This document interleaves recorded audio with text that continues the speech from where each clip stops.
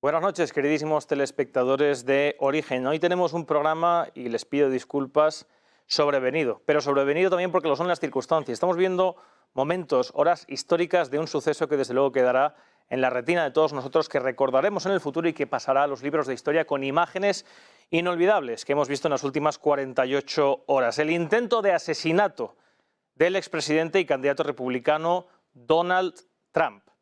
Ya saben, un tirador que fue abatido por el servicio secreto en una respuesta que a todas luces no fue lo suficientemente rápida, en un dispositivo que está en cuestión, en unas situaciones muy controvertidas, con una polarización ideológica en Estados Unidos brutal.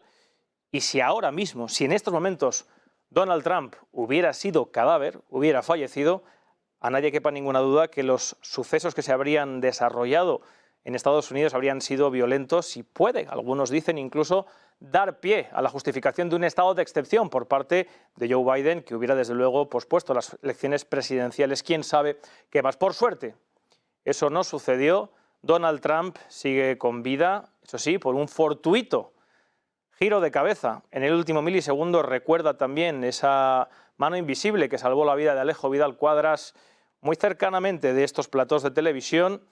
Y la historia se ha escrito de otra manera por ahora. Hoy vamos a debatir, en consecuencia, por qué es tan peligroso Trump, si es que es peligroso. Hay teorías y opiniones de toda índole. Hay quien dice también que ha sido montaje por parte del propio equipo de Trump para ganar las elecciones. En fin, se han oído de todo. Desde luego, descartamos las barbaridades de personas que deberían buscar ayuda rápidamente psicológica al digamos, estar tristes o no haber o manifestar que debería haber tenido mayor tino, mayor puntería el tirador. También, desde luego, desgraciadamente, propiciado por esa polarización, desquiciamiento ideológico que estamos viviendo no solamente en Estados Unidos.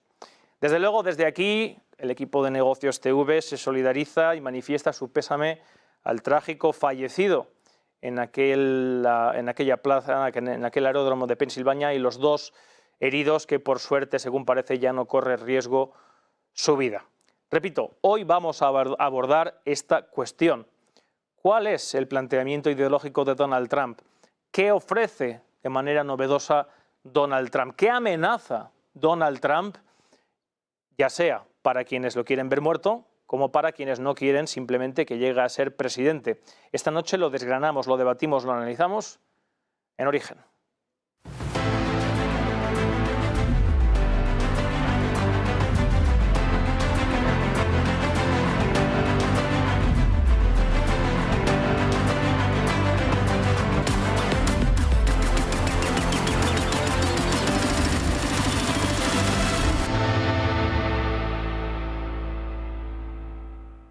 Para ello, 4 invitados, como siempre, con una reputación pública clara e intachable, con una formación muy acurada para poder ofrecer hoy un punto de vista, desde luego, como siempre, diverso, que es lo importante, es lo fundamental, diferentes puntos de vista, diferentes opiniones, formadas siempre, desde luego, pero sobre todo para que sean ustedes quienes lleguen al origen y se formen su propio criterio. En primer lugar, tenemos la suerte de contar esta noche con Juan Antonio de Castro, doctor en Economía y exfuncionario de Naciones Unidas. Juan Antonio, muchas gracias por acompañarnos esta noche. Muchísimas gracias por invitarme, encantado. También contamos con Margarita Márquez Padorno, profesora de Historia Contemporánea en la Universidad Complutense de Madrid. Buenas noches, Margarita. Buenas noches. Encantado de tenerte esta noche. Igualmente, siempre es un placer. Contamos también como invitado con Sergio Castaño, profesor de Relaciones Internacionales en diferentes almas maters, y también le agradecemos mucho que haya hecho el esfuerzo de haber venido. Muchísimas gracias por contar conmigo. Con el poco aviso que hemos tenido. También quiero agradecerle al equipo de Negocios TV porque, como saben, pues teníamos un programa diferente para hoy, que haremos la semana que viene seguramente, pero las circunstancias lo requerían, así que se lo agradezco también a todo el equipo. Pablo Perpiñá es el cuarto integrante del programa de hoy. Muy buenas noches, Pablo. Muchas gracias por la invitación, es un placer. Pablo es diputado en la Asamblea de Madrid por el partido Más Madrid.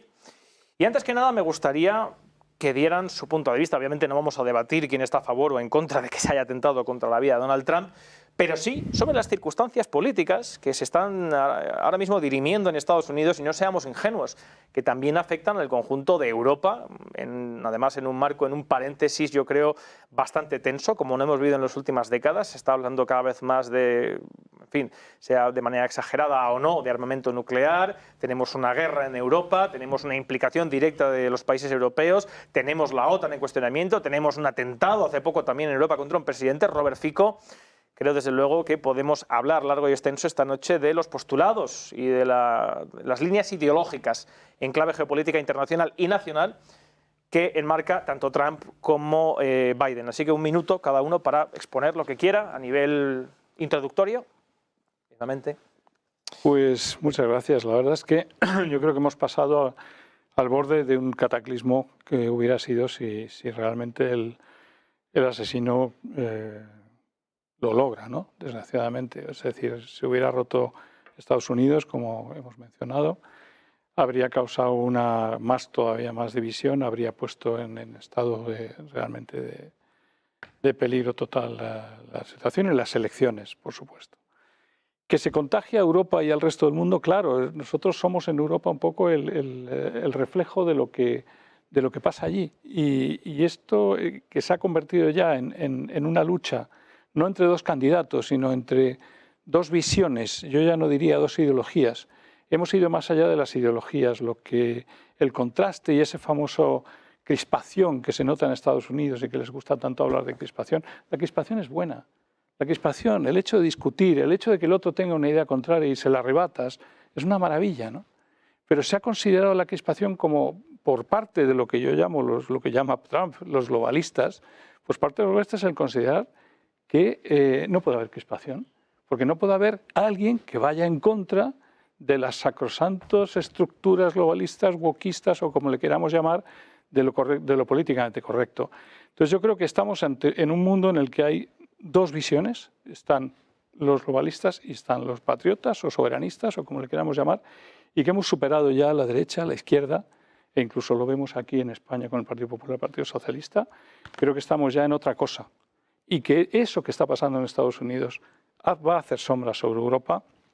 Las elecciones, que posiblemente las ganará Trump, lógicamente, por todo lo que estamos viendo, sí llega, porque nos estamos acercando a demasiada violencia, pues las elecciones van a cambiar muchísimas cosas. No sé hasta qué punto Europa, pero también porque Europa está en el fondo y a través de las presiones de los lobbies de Bruselas y demás, muy, muy influenciada por todo esto, ¿no?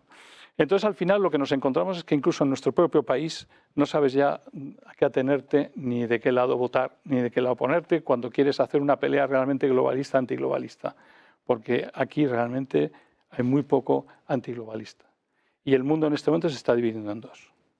Margarita, ¿tú cómo lo ves? Bueno, pues retomo lo que comenta nuestro compañero y sí que es cierto que estamos mucho más allá de ideologías, son posturas vitales. Yo creo que englobarlos en dos me parecería demasiada simplificación. Pero sí que es cierto que al final arrastran, ¿no?, ambas cuestiones. Todo además permeado de históricos movimientos populistas, ¿no?, a los cuales se acogen, ¿no?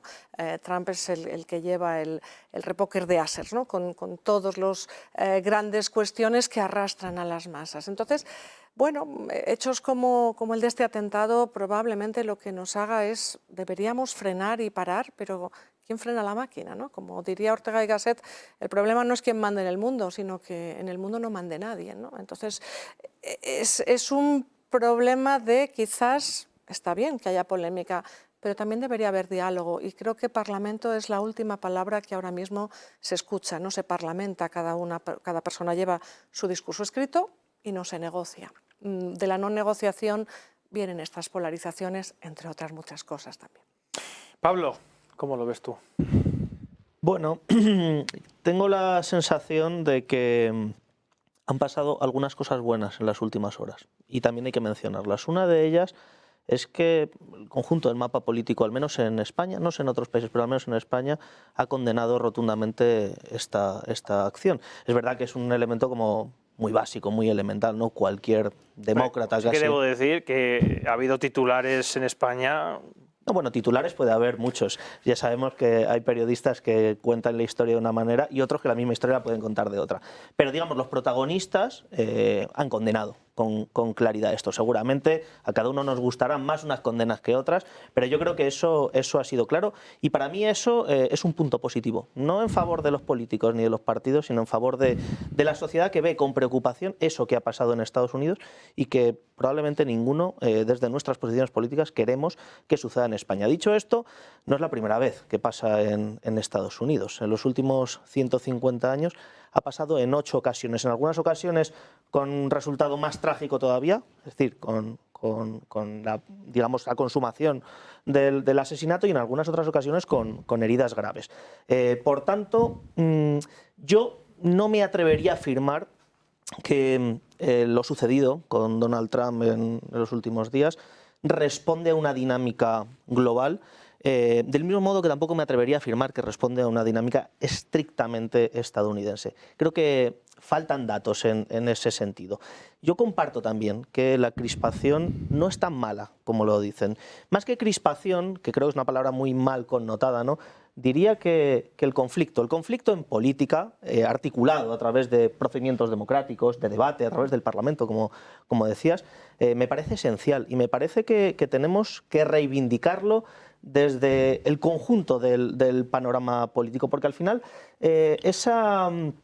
esa apuesta por el conflicto, esa apuesta por el contraste de ideas, en suma, es lo que define un sistema democrático y lo que diferencia de un sistema no democrático, ¿no? La posibilidad de que el ciudadano de a pie pueda elegir lo contrario de lo que está, si es que no le gusta. Por tanto, yo voy a polarizar, si me lo permitís, con aquellos que denostan el conflicto, porque me parece que es consustancial a la democracia. Pues, a ver, estaba pensando que solo faltaría que ni que algún político se hubiera atrevido a aplaudir lo que ha pasado en Estados Unidos. Sergio, ¿tú cómo lo ves? Pues debemos ir al origen, como el nombre del programa, y ver por qué surge Donald Trump y por qué surge esta polarización, por qué hay extremos, por qué la gente está enfrentada, hasta llegar al punto de que una persona, independientemente del perfil que tenga este tirador, este francotirador, esta persona que ha querido acabar con la vida de Donald Trump, pero por qué hay personas dispuestas a acabar con la vida de políticos cuando se ha creado tanta crispación. Y yo creo que debemos partir del año 2008, de la crisis financiera. A partir de ahí empezamos a ver que tanto en Estados Unidos como en otros países los partidos políticos tradicionales no son capaces de dar respuesta a las situaciones que se van generando. Situaciones que vienen de una globalización que ha ido avanzando de forma muy rápida y las estructuras económicas y políticas han tardado en adaptarse a esa globalización. Los partidos tradicionales lo vemos en Europa, lo vemos en Latinoamérica y lo estamos viendo en Estados Unidos. No han sido capaces de dar una respuesta clara, de solucionar los problemas que tiene la gente. ¿Qué ha sucedido en Estados Unidos diferente de otros países?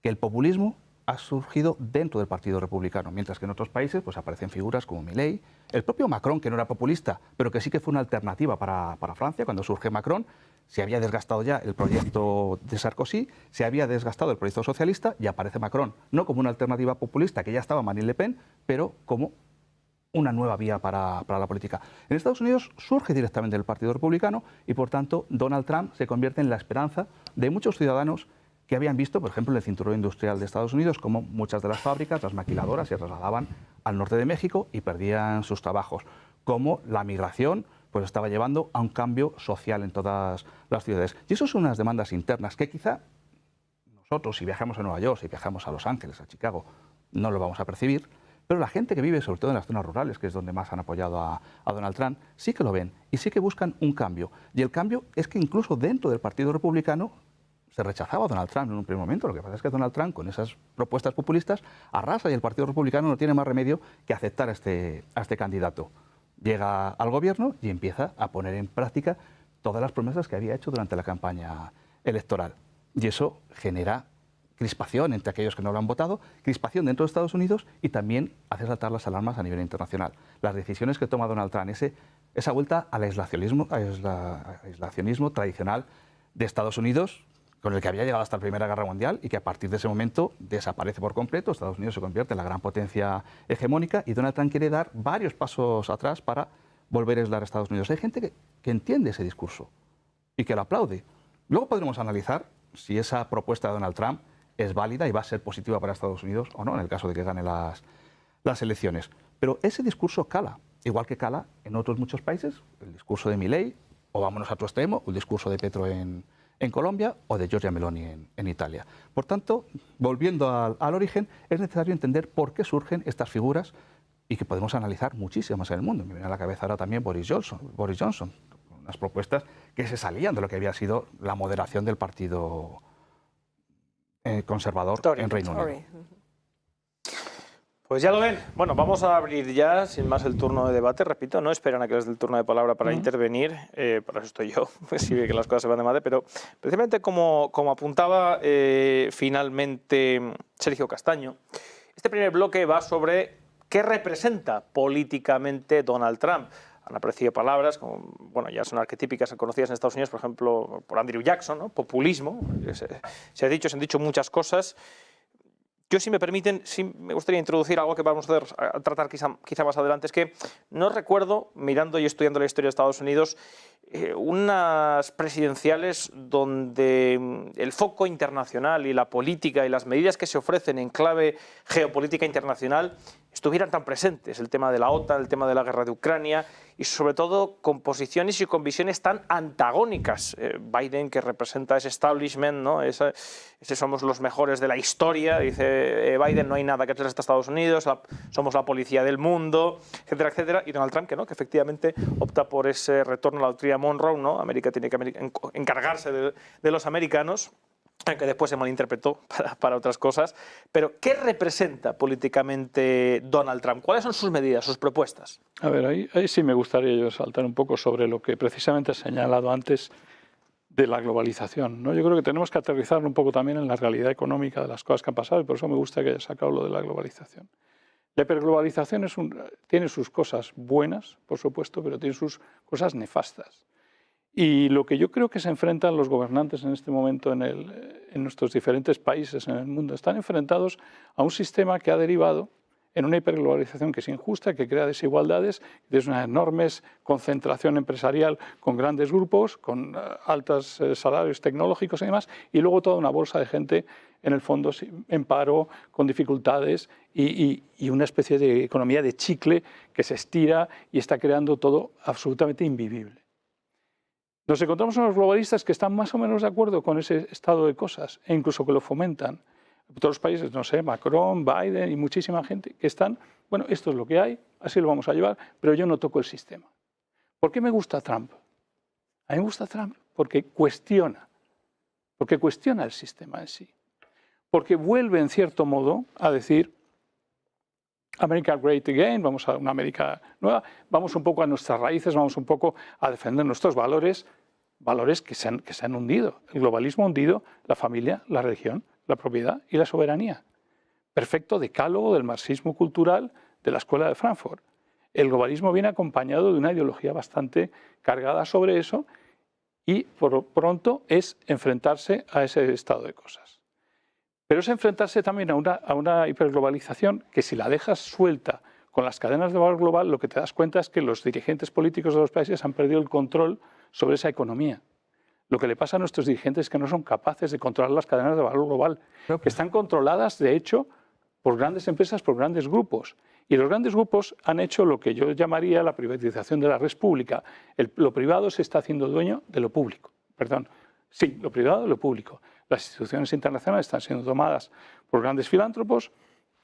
Los gobiernos van a Davos para pedirle favores al sector privado, cuando antes era todo lo contrario, era el sector privado el que venía a pedir favores a los gobiernos, y hemos privatizado la res pública. Bueno, y ahora, si hemos privatizado la res pública, ¿qué hacemos? ¿Rompemos el contrato social? Pues que yo tenía un contrato social con políticos a los que voto, pero no con grupos privados a los que no voto, que controlan mis redes sociales y que controlan todo. El gran problema es que ni los políticos, vamos a poner partidos moderados, como se suele decir, de centro-derecha, de centro-izquierda, que son los que de momento no han sido capaces de dar respuesta y por eso están surgiendo alternativas tanto en la extrema derecha como en la extrema izquierda, tampoco los partidos en los extremos van a aportar soluciones. Y el gran riesgo es qué es lo que va a venir después, porque ahora ya estamos viendo cómo algunos gobiernos situados más en los extremos, algunos candidatos están gobernando. Tampoco van a encontrar la solución, porque esto es un problema global. Y además, está emergiendo China y a China le interesa también mantener este modelo, porque China se está beneficiando del capitalismo. China está teniendo cada vez más presencia en África, más presencia en América, en Asia, pues es imparable. Y yo creo que además las políticas que propone Donald Trump de aislacionismo y de América primero, al final lo que va a terminar es haciendo eso, aislando a Estados Unidos y permitiendo a China que se convierta en la gran potencia mundial. Claro, ¿los políticos nacionales tienen capacidad para dar respuesta a una situación global? Ninguno, pero ni de extrema derecha, ni de extrema izquierda, ni de centro.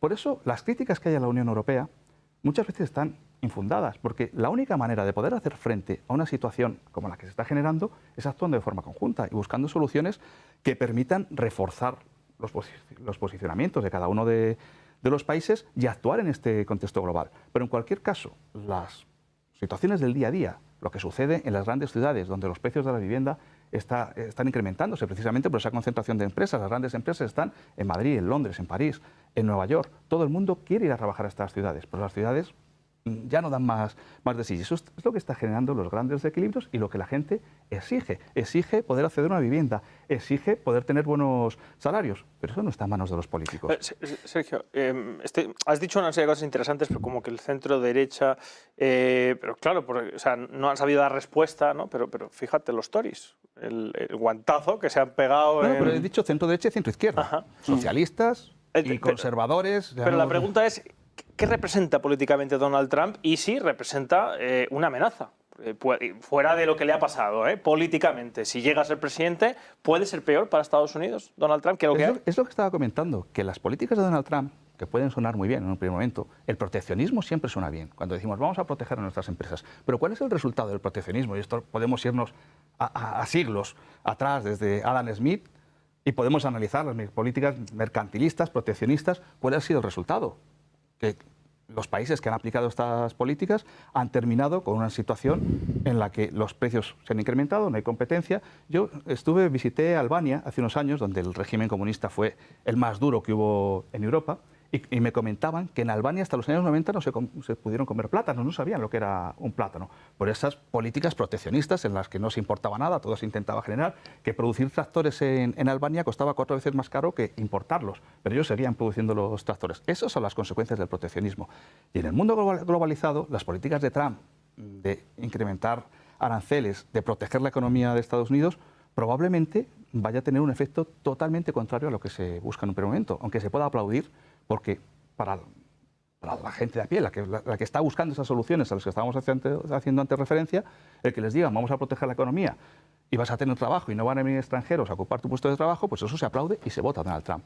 Pero a la pregunta, desde un punto de vista ideológico, ¿qué representa Donald Trump? Pues Donald Trump representa las respuestas a las demandas de la sociedad. Yo creo que no se le pueden quejar en una ideología concreta. Se le está identificando con la derecha, con la extrema derecha, pero la ideología de Trump, más allá de la ideología, es pragmático, es un empresario y sus políticas están destinadas a satisfacer las exigencias de la población. Bueno, y en este caso, en lo que será, si esto se consuma, el segundo mandato de Trump, ese divorcio que hubo entre Partido Republicano y Trump, especialmente en el último año y medio de su mandato, cuando bueno, pues, tocaron todas estas cuestiones fondo, se está revirtiendo. Ahora no es que Trump haya ido al republicanismo, sino que el republicanismo ha ido a Trump, porque el aislacionismo es un credo para el republicanismo. Bueno, desde Wilson hasta Roosevelt han sido varios, si no me equivoco, 3 administraciones norteamericanas que lo que pedían era America for Americans, es decir, solamente para nosotros, para los estadounidenses. La sociedad hasta Pearl Harbor. Claro, la sociedad norteamericana. Claro, o sea, no, y lo único que le salva a Roosevelt es el tema del New Deal, ¿no? Es por lo que fuerza. De hecho, he hecho el cálculo y en el siglo XX-XXI hay 12 administraciones republicanas por 9 demócratas, ¿no? Entonces eso te dice que el votante norteamericano al que no le importa la globalización, el votante norteamericano cuando no quiere votar suele ser demócrata. Cuando se fuerza a votar, todo la América profunda que llamamos nosotros, que ellos llaman el MID, etcétera, votan republicano, no por republicano, sino porque primero somos nosotros, ¿no? El America First, que lo saca Reagan, bueno, que por cierto también También Clinton mete un America First en unos cuantos discursos. Para ellos es fundamental y no nos olvidemos que por mucho que América o que Estados Unidos, mejor dicho, vaya liderando el mundo, no le votamos nadie. A ver, Solamente votan los norteamericanos. Sí. Yo creo que Trump no está planteando una política proteccionista a la clásica, ni de sustitución de importaciones, ni nada parecido. Trump lo que está es tratando de luchar contra una globalización que no funciona. Trump lo que está tratando es de volver a lo que era el mundo internacional, que no transnacional. O sea, la transnacionalización de la producción ha cambiado completamente los datos. Y al ver que se le escapa a sus dirigentes, se escapa a sus estados federales que no son capaces de traer el bienestar, está buscando formas de traer ese bienestar. Y entonces habla de que las naciones vuelvan a ser naciones. Pero es que yo quisiera recordar que el mundo no es solamente Occidente.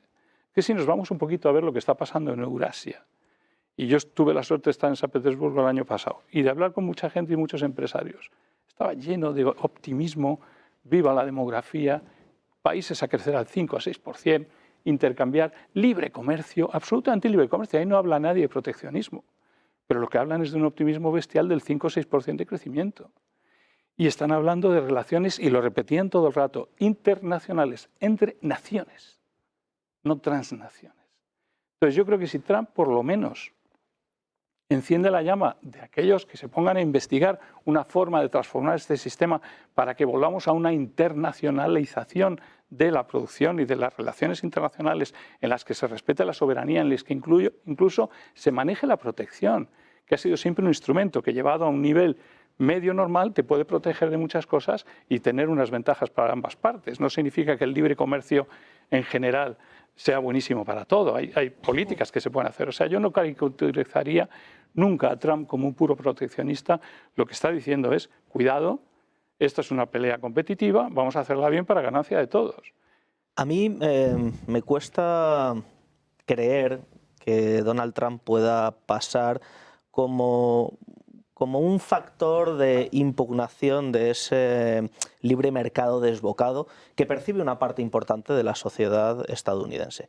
Sí es cierto, y la pregunta era sobre qué representa, ¿no?, Donald Trump, sí es cierto que Donald Trump ha conseguido representar algunas de las expectativas y de las aspiraciones de esa parte de la sociedad que sí que se siente perdedora de la globalización, o al menos de este último periodo de la globalización, ¿no? Porque es verdad que la globalización quizás es un fenómeno más grande. Y ese es un acierto político que tenemos que reconocer también quienes quizá tenemos cosmovisiones diferentes a la de Donald Trump. Se ha dicho antes una cosa muy importante y que me parece esencial. Donald Trump no se explica por Donald Trump. Digamos, no es la genialidad de una persona singular que casualmente aúna las expectativas de una parte importante de la sociedad estadounidense. Donald Trump se explica también en buena medida por lo que ha tenido enfrente, ¿no? Habría sido seguramente impensable, ¿no?, que Donald Trump se convirtiera en el personaje que es hoy en día sin Hillary Clinton seguramente, ¿no?, y sin el papel que esa burocracia, ese establishment demócrata jugó en lo que tiene que ver con la selección de su candidata para aquellas elecciones, ¿no? Quizás la propuesta demócrata reunía las características exactas deseadas por Donald Trump para poder medirse en unas elecciones, teniendo en cuenta efectivamente que había capas importantes de la población estadounidense que no encontraba respuestas en la propuesta demócrata a muchas de sus dolencias, ¿no? Es una dinámica en realidad ciertamente parecida a la que se ha dado en otros países europeos, en la que partidos de nuevo cuño, en este caso no es un partido de nuevo cuño, pero sí es un liderazgo nuevo, encuentran un espacio en la política como consecuencia probablemente de los errores de los partidos tradicionales que han ocupado ese espacio. Y a partir de ahí se reparten cartas nuevas. Y es normal que quienes han ocupado todas las casillas del tablero anterior se sientan incómodos con la presencia de una nueva figura que impugna lo anterior y propone un nuevo horizonte. Ahora bien, me surge de nuevo otra duda en torno a si efectivamente Donald Trump propone verdaderamente un nuevo horizonte, porque yo no termino de entender o no termino de ver esos aspectos que quizás algunos sí que mencionabais relativos a la impugnación del orden global propuesto por Donald Trump. Al final, me parece que Estados Unidos sigue ocupando una posición de privilegio en ese orden global, con unas reglas de mercado claramente identificadas y en las que Donald Trump básicamente lo que propone es un reequilibrio de esa estructura global en el que se privilegie al elemento que más poder atesora, que en este caso es los Estados Unidos de América. Pero esencialmente, digamos, un cuestionamiento de la base fundamental del orden global, yo no termino de verlo en Donald Trump, por supuesto tampoco en su alternativa demócrata. Claro, yo os preguntaría ahora también qué representa Joe Biden, más allá de su estado cognitivo y de su capacidad, ya diría, puramente básica para dirigir, ya no digo un país, bueno, para tener un cargo de responsabilidad. ¿Qué representa políticamente? Cuando hablo de Biden, lógicamente estoy hablando de su administración, de Blinken, de los Clinton, de los Obama, de todo, de Kamala Harris, de Nancy Pelosi, de todo lo que representa esa esfera, esa capa que vamos a ver después, ¿no? Bueno, no quiero adelantarme al siguiente bloque, pero quisiera que apuntáramos también en contraposición a lo que habéis establecido muy bien, qué representa Trump, qué representa la alternativa a Trump. Biden Sí.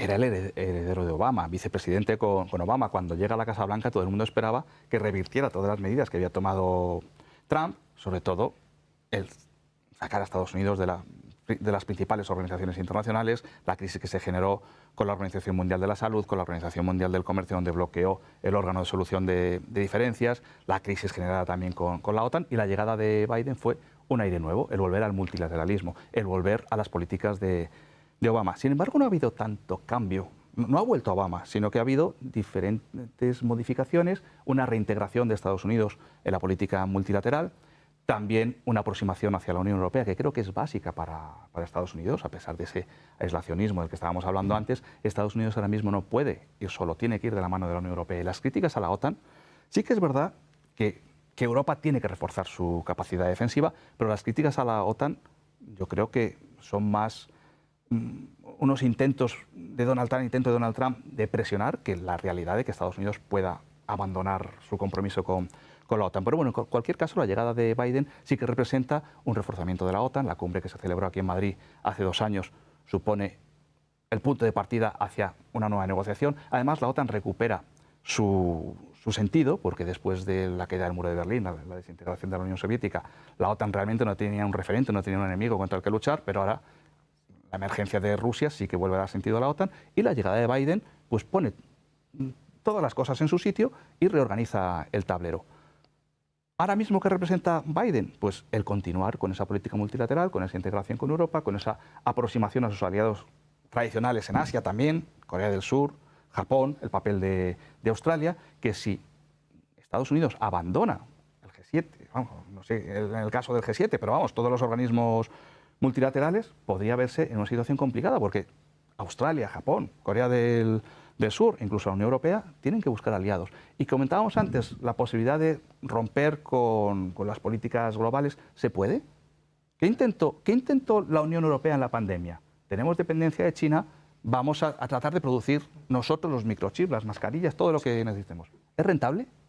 ¿Se puede? Multilateral siempre y cuando no se cuente ni con Rusia, ni con China, ni Ahí con está. India. Claro. Yo iba a saltar ya y disentir precisamente, porque de eso se trata en democracia, de que me hables de multilateralismo de parte de Biden. O sea, si hay algo más contrario al multilateralismo es lo que es el Partido Demócrata, lo que ha sido la administración esta y las anteriores, que se han dedicado a hacer las revoluciones de color con toda tranquilidad. Han sido unos beligerantes y guerreros como no he visto nunca. Han ganado por mucho, yo creo, goleada incluso a los republicanos.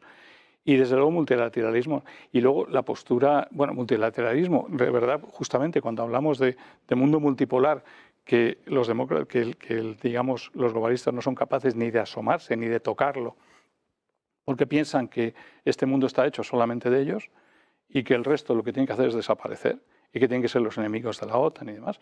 Bueno, ahí yo veo que hay una distancia enorme de lo que puede ser Biden y un acercamiento digamos, al mundo multipolar, ¿no? Está totalmente lejos. Y luego respecto a la cumbre de la OTAN, perdóname, hay un párrafo en la cumbre de la OTAN que es inaceptable, es un párrafo en el que dice que allá donde los intereses económicos, repito, económicos, de la organización estén en peligro, los socios se tienen que apoyar e intervenir. Por favor, que yo sepa, en economía, la competitividad se gana no a golpe de pistola, la competitividad se gana a golpe de competitividad. Entonces, la OTAN está tomando unas atribuciones que no le corresponden para nada y está realmente patinando. Entonces, en ese sentido, creo que hay que ser primero abiertos para poder hablar estas cosas tranquilamente, porque muchas veces yo noto que en países como Francia veo debates en TF1, en France 24, y hay expertos que se meten con la OTAN, que tal, no hay ningún problema. La OTAN aquí parece ser que es que si mencionas a la OTAN, eres prorruso, eres un tío raro, no estás con el establishment, tienes que desaparecer. Pero por favor, vamos a disentir. Es que a lo mejor entre nuestros socios hay un momento que alguno me cae mal. Y no es malo. Es que puede haber un socio que considere que Spain First de ninguna manera. Y a lo mejor no me conviene como español. Entonces, creo que centrándonos precisamente en nuestra nación, en los intereses de España, tenemos que ser suficientemente neutros para captar que se puede hablar de todo, que se puede criticar incluso a la OTAN cuando toma atribuciones o nos pone barreras que pueden luego ser muy negativas para nosotros. Y una de ellas es el potencial euroasiático. El hecho de considerar siempre a Rusia y ahora a China como futuro enemigo. Yo no quiero enemigos, yo no quiero guerra. Yo soy un español neutro, como lo han sido muchísimos de mis compatriotas a lo largo de la historia. Yo no tengo por qué alinearme a nada. Pero tampoco voy a decir que soy anti-OTAN. Si la OTAN defiende a Ceuta y Melilla, estoy encantado. Y formo parte de ella. Pero tengo derecho a criticarla. Bueno, yo... Una de las cosas que yo creo que, sobre todo desde una óptica europea, española, se le puede criticar claramente a Biden, tiene que ser, desde mi punto de vista, el habernos arrebatado a los europeos precisamente lo que comentabas, ¿no? Esa posibilidad de defender una agenda netamente europea o netamente española en lo que tiene que ver con los principales conflictos que se dan en el campo europeo y en el campo mundial. Es verdad que por momentos hemos tenido la sensación de que lo que estaba sucediendo en Ucrania tenía más que ver con un enfrentamiento entre China y Estados Unidos que con un conflicto local, con la ventaja tanto para China como para Estados Unidos de poder estar librando esa guerra con otros cuerpos, con otros ejércitos, si cabe, y desde luego muy lejos de sus fronteras. Y yo creo que ahí efectivamente tenemos que hacer una reflexión, más que como españoles, porque ciertamente yo también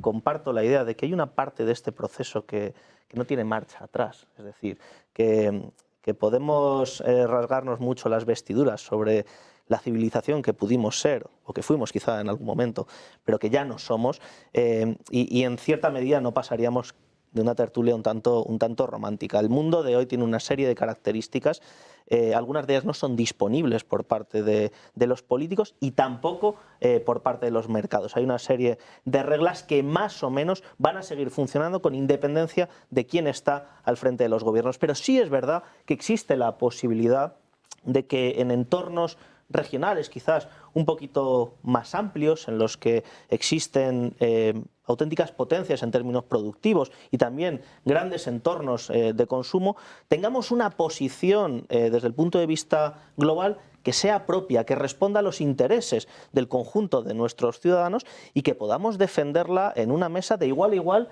con todos los países del mundo y con todas las potencias del mundo, también con Estados Unidos, también cuando desde Estados Unidos, en este caso Trump, nos dice que tenemos que aumentar el gasto militar en España hasta el 5%. Bueno, tendremos que ver si efectivamente eso responde a los intereses de nuestro país o responde a los intereses de otro país que pretende defender a través de Europa su propia agenda, ¿no?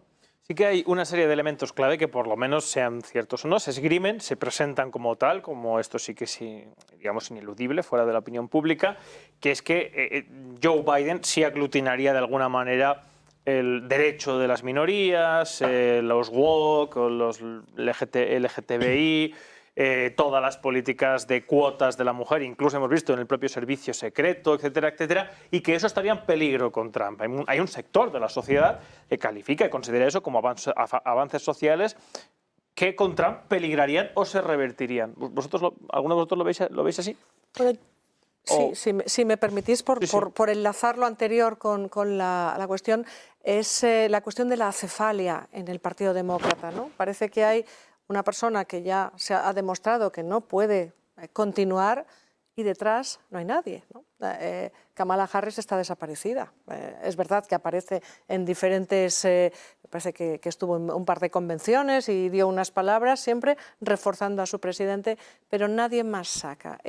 Para mí y es lo que iba a comentar antes, aunque ahora retomo lo que has comentado, es el principio del fin del Partido Demócrata, tiene que revertirse a una nueva etapa porque ya no existe el Partido Demócrata. Es decir, están dejando morir ahora, sabiendo, y más desde lo ocurrido reciente en el fin de semana, ganará Trump las elecciones y así nos rehacemos, porque a mí lo que me cuesta muchísimo pensar es que entre los cientos de millones que hay en Estados Unidos no haya una alternativa. No se me nombre dadista en absoluto, pero para una persona que supera los 80 años y no tiene sus facultades hasta el mentales. 19 de agosto hay tiempo para que aparezca otro candidato demócrata. Sí, es que hay que ver si Biden... En el desgaste actual de la administración demócrata que existe, es casi impensable que nadie quiera recoger, salvo que sea un contra Trump, ¿no? Si me lo permitís. Eso es consecuencia de la estructura de los partidos. Sí. Los partidos respetan la estructura piramidal y nadie se atreve a decir nada contra Biden. Algunos díscolos están haciendo algún comentario, pero nadie se posiciona de forma firme a decir esto hay que cambiarlo y hay que tomar una decisión.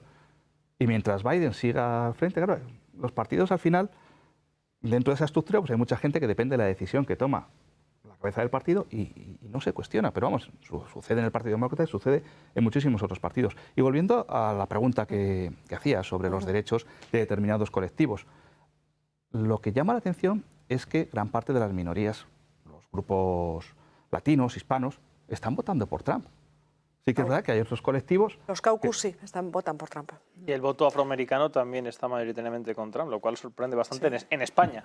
Sí, pero vamos que es una realidad. Luego hay otros colectivos que es cierto que... Los derechos de diversidad están en peligro, ¿no?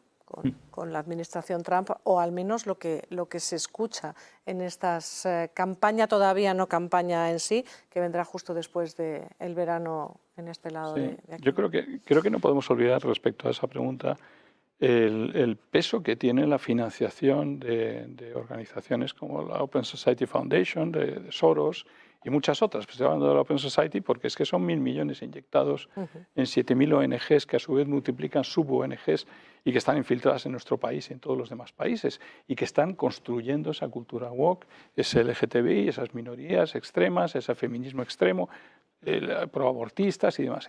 Entonces, bueno, esa ingeniería social existe, es una realidad, está en manos de los globalistas, está en manos de la administración Biden, está en manos del NDI, está en manos de Madeleine Albright. Cuando va nuestro querido presidente del gobierno a visitar a Madeleine Albright al NDI, no están hablando de vacaciones en Miami, están hablando de que va a volver a España a dirigir este país y que necesita apoyos y visiones wokistas. Y vuelve con toda la panoplia de defensa de minorías. Son declarados enemigos de Donald Trump, empezando por George Soros, lo ha dicho abiertamente, ¿no? Es declarado enemigo de Donald Trump y financiando campañas contra Donald Trump y antifas y cuantas cosas más, ¿no? Bueno, y por supuesto interviniendo, y no voy a alargarme sobre esto porque ya he escrito un libro sobre ello, en el golpe catalán en este país. Entonces, bueno, que además el decirlo ya casi la gente se asusta porque resulta que son ONGs socias de nuestros socios. Eso lo enlazamos, y ya que hablábamos antes de la OTAN, con la guerra híbrida, que es otra realidad. Es una guerra híbrida, lo de Cataluña. De otra cuestión que tenemos que hablar, porque la OTAN no solo se tiene que defender de un posible ataque militar, un ataque terrestre, sino de toda esa guerra híbrida. Y Rusia está jugando muy bien esa guerra híbrida, con todos sus medios de comunicación, con su presencia en las redes sociales, como apoyó el Brexit, como apoyó el movimiento independentista catalán, a través del canal RT, por ejemplo, el canal de televisión RT. ¿Por qué apoya ese canal de televisión al independentismo catalán? ¿Qué le interesa a Rusia el independentismo catalán? ¿O qué le interesa el Brexit? Simplemente generar inestabilidad en la Unión Europea, en todos los países de la Unión Europea. Pero es que lo hacen en diferentes idiomas. RT tiene su canal en inglés, su canal en español, su canal en árabe, su canal en francés. Si te parece, yo voy a disentir también sobre eso, porque ya que estamos en una noche precisamente de disentir. Antes del 2017 no se habla de Rusia. Pero ya estaba actuando. No lo sé. Yo sí. No veo pruebas.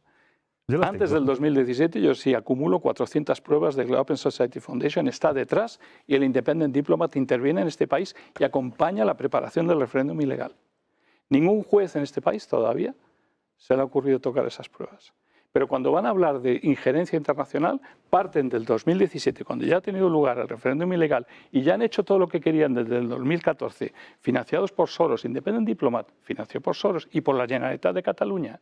Cuando ya han hecho todo eso, ahora me vienen a hablar de que hay injerencia rusa. Bien, es posible. Es posible que había 500.000 millones y no sé cuántos 10.000 soldados que iban a desembarcar en Tarragona.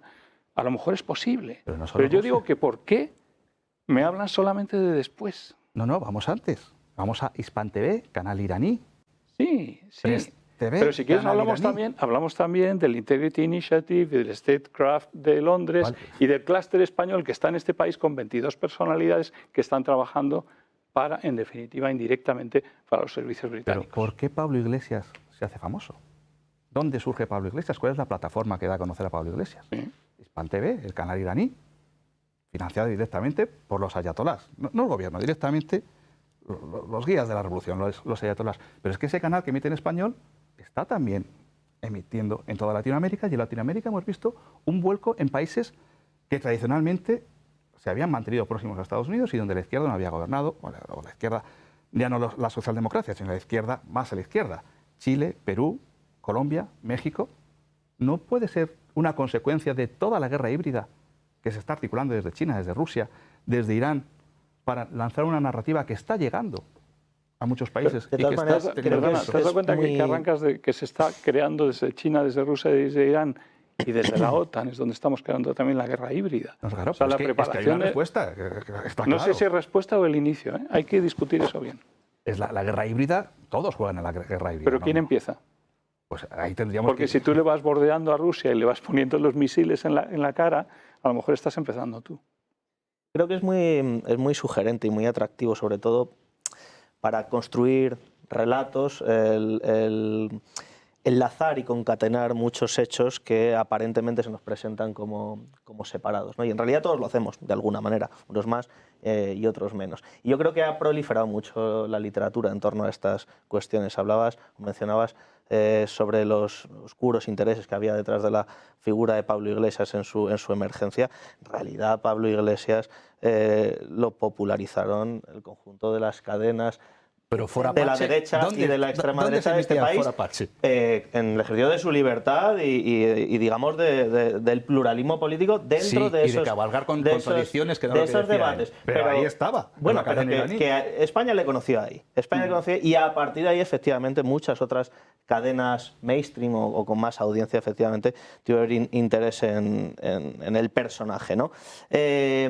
Me llama la atención que un país como Estados Unidos, que se construyó fundamentalmente en torno a la idea de la libertad de las minorías y la protección de las minorías frente a la arbitrariedad del poder, precisamente quienes se encarnan ese espíritu americano, originario, vuelta a las esencias y demás, tenga una posición tan hostil precisamente en lo que tiene que ver con la defensa de los derechos de las minorías. Yo creo que es muy importante. Es que habría que separar- definir minorías. Sí, voy a para ello. esa- Es muy importante diferenciar lo que es la instrumentalización por parte de los poderes globales de ciertas reivindicaciones, movimientos, colectivos, que evidentemente ha sucedido en toda la historia y continuará sucediendo, porque ahí lo que impera es la ley del dinero, de lo que son los derechos legítimos de grupos sociales que parten de una situación de desigualdad en la sociedad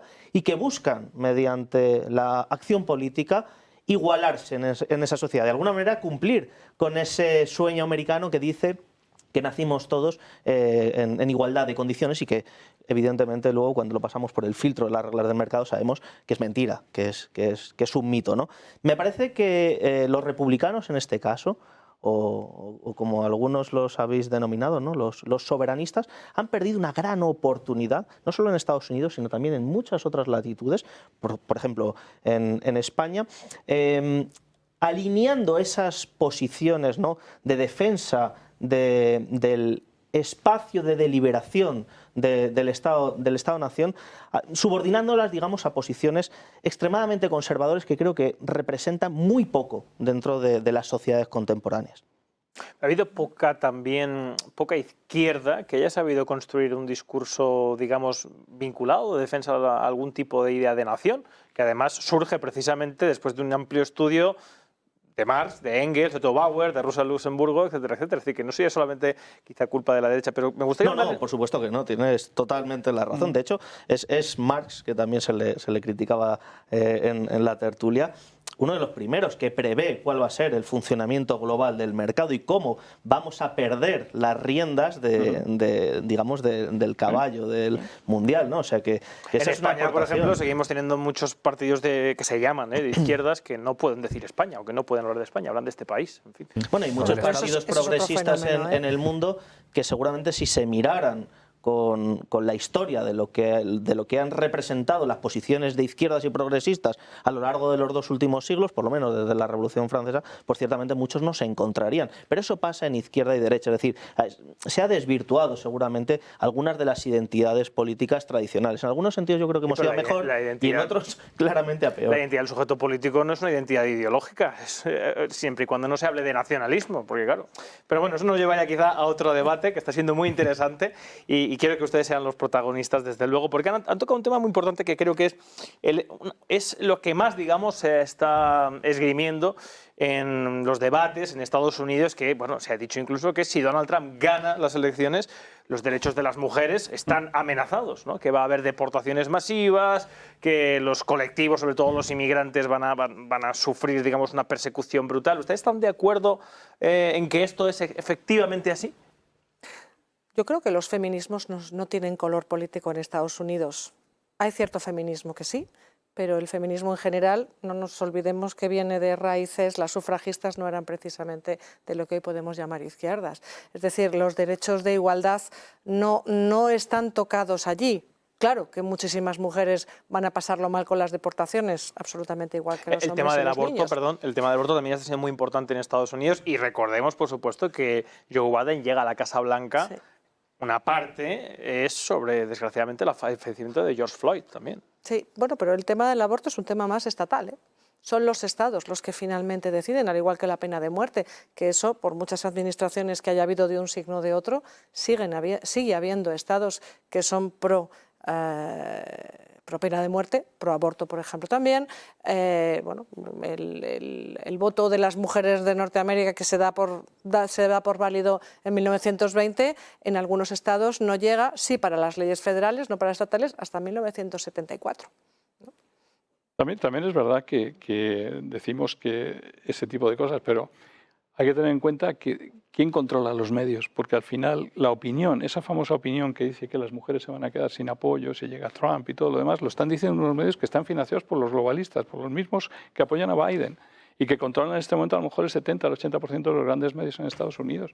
Entonces, ¿hasta qué punto, claro, nos podemos creer que los mismos digan que todo va a ir mal cuando llegue Trump? Pues lógicamente, si lo han pagado ellos, lógicamente va a ser. Bueno, no será así. Ahí podremos volver al origen, otra vez el nombre de este programa, el origen de dónde nos llega la información y cómo nos manipulan al final. Bueno, Trump es un experto también. ¿Tú estás de acuerdo que esas afirmaciones serían una manipulación de los medios de comunicación que se llaman de izquierdas en Estados Unidos? Esas u otras, vamos, yo no quiero hablar de medios de izquierda o medios de derecha. En general, los medios establecen una narrativa, establecen unos criterios, un encuadre, y eso es lo que nos transmiten. Y leyendo, aquí en España o en cualquier país, periódicos que se consideran progresistas o periódicos que se consideran más conservadores, la misma noticia es interpretada de una forma totalmente diferente. ¿Qué nos creemos? Por lo general nos gusta ir con lo que nos identificamos. Entonces, si hay noticias alarmistas de aquella tendencia con la que nos sentimos más identificados, pues es lo que nos vamos a creer. Y por el contrario, pues quien se identifique con otro sector o con otras ideas, pues se va a sentir más identificado con esas noticias que al final son noticias emotivas. Lo que buscan es la política de las emociones. Los medios de comunicación tienen también una clara influencia política, una clara influencia económica, y la realidad nacional y la realidad internacional se nos transmite de una manera determinada. Por ejemplo, y con lo que estabas comentando antes, aquí en la Unión Europea tenemos ahora mismo totalmente cortado el acceso a la información en Rusia.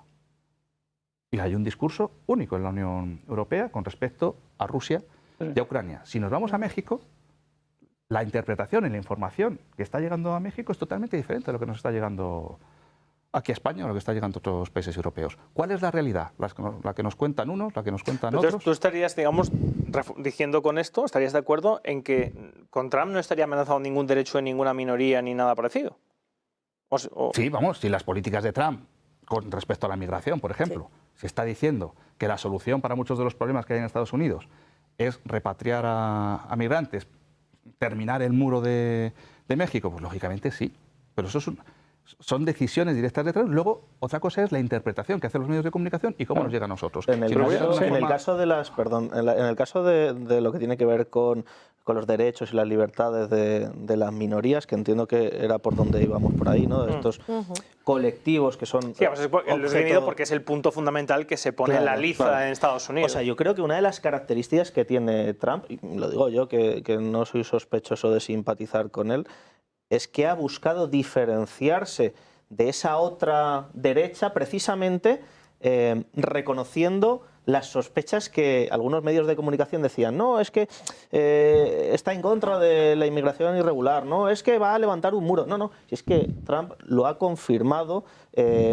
se siente orgulloso de ello y digamos que forma parte de su programa político con absoluta claridad. Quizás la crítica cabría hacerle en el otro sentido, ¿no? ¿Cuáles de estas medidas en el fondo las comparte Biden, las comparte ese establishment del Partido Demócrata y en realidad no son capaces de confesarlas Pero Biden públicamente? sí que está poniendo en marcha ciertas medidas que en España ciertos partidos están también poniendo en marcha, como es las cuotas, los porcentajes de mujeres en ciertos cargos, etcétera, ¿no? Y la etcétera. política migratoria, evidentemente, ha sido diferente, ¿no? Pero es verdad, lo comentabais anteriormente, que en algunas ocasiones, también en la política estadounidense, operan esos consensos de silencio en torno a temas nucleares, en torno a los que los grandes poderes, tanto el Partido Republicano como el Partido Demócrata, no quieren hablar y no los problematizan, ¿no? Otros sí, evidentemente, y forman parte de la pugna política, pero que eso forma parte, yo creo, de todos los ecosistemas. Deducir de eso que en el fondo hay una estrategia de anulación de la verdad claramente dirigida por parte de unos poderes que solo operan en un sentido y no en otro, como si esos poderes globales solamente financiaran al Partido Demócrata, pero el Partido Republicano se financia exclusivamente con las aportaciones desinteresadas de los obreros perdedores del cinturón del automóvil. O sea, no, creo que la realidad, desgraciadamente para quienes intentamos entenderla, es un poco más Entonces, por ejemplo, compleja, ¿no? ¿estaréis de acuerdo en que, poner a una almirante como portavoz de defensa en Estados Unidos sería algo puramente a nivel, una mascarada, no sería algo positivo? Porque eso lo ha criticado Trump y ha dicho que lo va a revertir, por ejemplo. ¿O no? ¿O sí que es importante? O sea, me parece que, evidentemente, en términos de comunicación política, este tipo de cosas son dispositivos que funcionan de cara al electorado, pero que claramente no son estas las decisiones que estructuran la política de un país en materia militar o en cualquier otra política. Yo creo que Trump se ha destacado por encima de todo, más que como un gran gestor, que honestamente no tengo datos para opinar en un sentido o en otro, como un gran comunicador político. Ha sido capaz de articular en torno a algunas ideas que no estaban presentes en la política estadounidense, nuevas mayorías, que en algún momento es verdad que también han tenido un efecto contrario, ¿no? En algunas ocasiones mayor, ¿no? O sea, el rechazo a Trump en algunas ocasiones ha sido todavía mayor que la aceptación. Y yo creo que ese ha sido su gran acierto y quizás ese es el único punto de conexión que yo le encuentro con otras experiencias populistas que se dan en el mundo, en Europa, en América Latina, pero que más allá de la articulación discursiva a través de un liderazgo y de la oposición entre el pueblo y ese establishment que él identifica en un sentido muy concreto, más allá de eso, yo creo que cualquier comparación, en fin, Pablo, es porque te pregunto, y os dejo ya, ¿tú considerarías, por ejemplo, dentro de lo que has dicho, ¿no? Que me parece muy importante esto, me parece muy importante, que poner a una mujer como representante y portavoz de defensa por el hecho de ser mujer sería una medida populista? Creo que es una medida que busca un efecto de carácter comunicativo, pero si la pregunta va en el sentido de si yo creo que por el hecho de ser una mujer eso va a tener unas consecuencias directas en un sentido político o en otro, mi respuesta claramente es no. Ahora bien, el hecho de que sea una mujer o el hecho de que sea un hombre, yo creo que todos compartiremos que emite un mensaje en un sentido o en otro. Igual que si tú decides hacer un gabinete compuesto solamente de hombres, claramente estás mandando un mensaje. Otra cosa es que te parezca que es un mensaje irrelevante. Pues hay una parte de la sociedad que efectivamente piensa que es irrelevante. Hay otra... No, No te atribuyo nada. Yo haría un equipo de profesionales, sean hombres o sean mujeres. Sí, el talento por encima Pero, de bueno, eso. pero que igual hay que entender que existe una sensibilidad social. Yo diría que mayoritaria en muchos entornos, que considera que es esencial. Te pregunto esto porque, por ejemplo, hemos visto unas imágenes muy curiosas. Además, yo lo comentaba ayer en mi canal con Ronald Ledo, ex analista de la CIA del Pentágono, que la actual directora del Servicio Secreto ha introducido una política de la cual es abanderado Biden, Donald Trump la rechaza, que es la integración de las mujeres por cuotas. Y en el Servicio Secreto se ha metido un 30% de mujeres porque sí. Y esto ha propiciado que durante el atentado de Trump pues había mujeres que no daban la altura. Hay una señora que incluso se la ve que no sabe ni volver a enfundarse la pistola. Entonces, ha abierto también este debate. Pero las cuotas son con preparación, ¿eh? Es decir, si no las han seguido, pero nadie se le ocurre meter en el Poder Judicial a juezas que no tengan la carrera judicial. Pero para ser escolta hay que tener una altura determinada que se suprime. ¿Y no hay mujeres altas en Estados Unidos? No sé. Sí. No, el tema de las escoltas es curioso porque además incluso hay una foto en la que hay una de las escoltas que ni se atreve a casi... hay una foto que está agachada y están todos los tíos encima de Trump, ¿no? O sea, también habrá que elegir. Yo ahí estoy en el tema de que las cuotas para nada, cuestión de talento. Y punto, dejémonos ya de tonterías, ¿no? O sea, vamos, sí, tiene que haber equilibrios, mujer y hombre, estamos todos de acuerdo. Pero es cuestión de talento ante todo.